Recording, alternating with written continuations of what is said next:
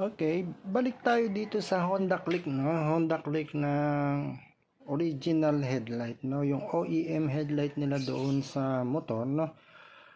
At ito po yun, ito yung kanyang LED driver, no? Nakahiwalay sa kanyang LED board, okay?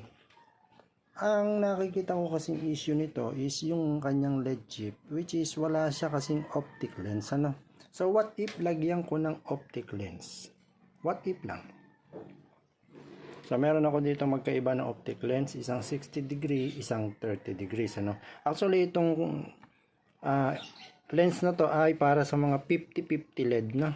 So ginagamit ko yan para hindi masyadong nakakasilaw yung kanyang liwanag doon sa 50-50 LEDs, ano.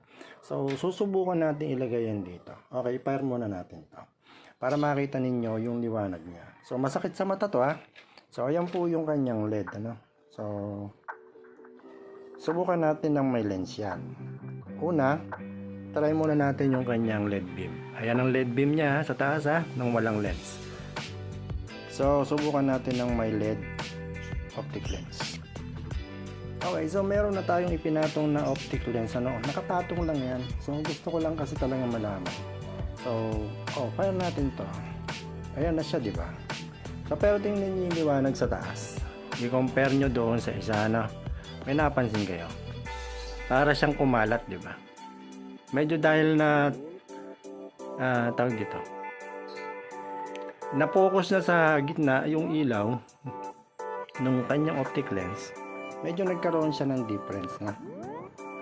So subukan natin yung isa. Ito yung 30 degrees. Subukan natin yung 60 degrees. Yan.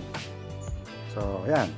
Kakabit na yung 60 degrees, makikita nyo yung pinaka LED chip nya sa loob, di ba? So nakapatong lang siya. Medyo naano ako dito kasi kailangan nasa gitna siya. Nakikita nyo yung kulay dilaw na yun sa gitna.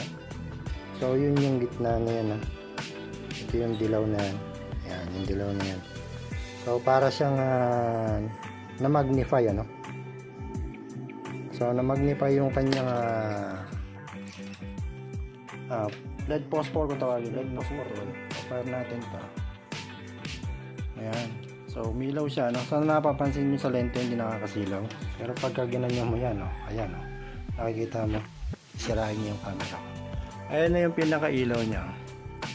Napansin nyo, yung difference. Yung difference ng wala.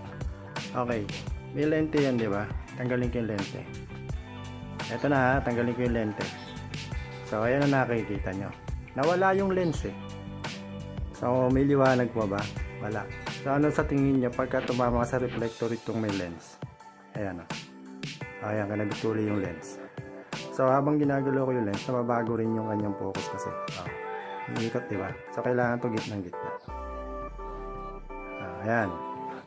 Laki ng difference, diba? Sa nakikita ng mata kasi ng LED, pagka may lens, hindi siya masyado nakakasilaw. Pero pag tinanggal mo yan, tinitigan mo yan, ganyan ang mangyayari dyan. Masakit sa mata, di ba?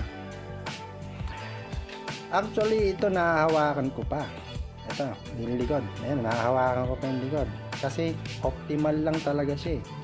Itong board na to ang nagdadala ng ilaw. Yung ilaw na yan, kaya pampalakasin. Kung tutuusin, itong stock LED na to, kaya pampalakasin yan.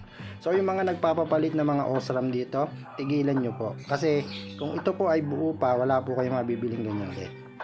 Yeah? Yung mga nagpapalit ng OSRAM dyan, paliwanag nyo naman dun sa mga may-ari ng mga OEM headlight ng Click. Huwag nyo naman sirain yan, gumawa kayo ng paraan na itong board na to, mapapalitan ninyo, hindi yung palit kayo ng palit.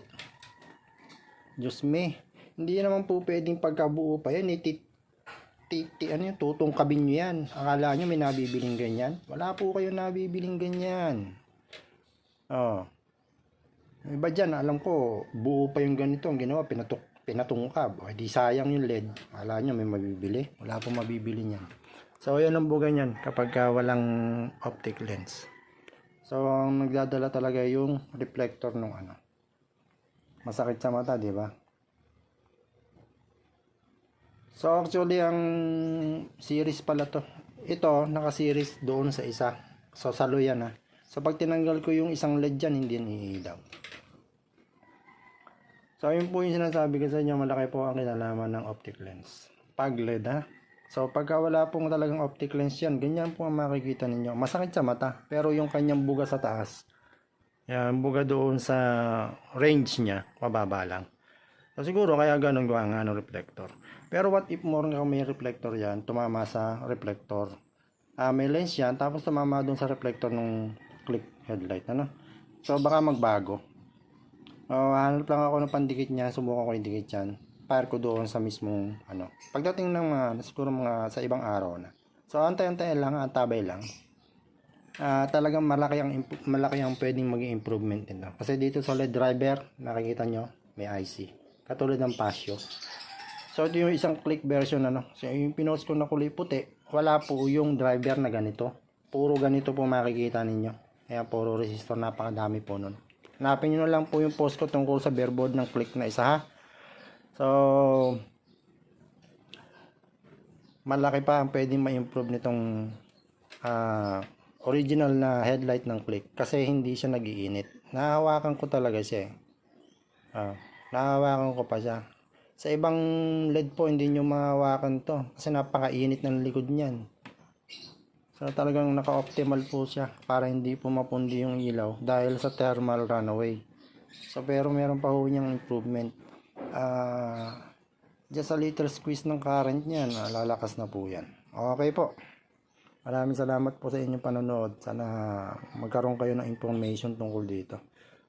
Naaawa lang kasi ako doon sa mga may ganito na pinapalitan pa ng OSRAM. Buo naman yung LED, tutungkabin. Okay.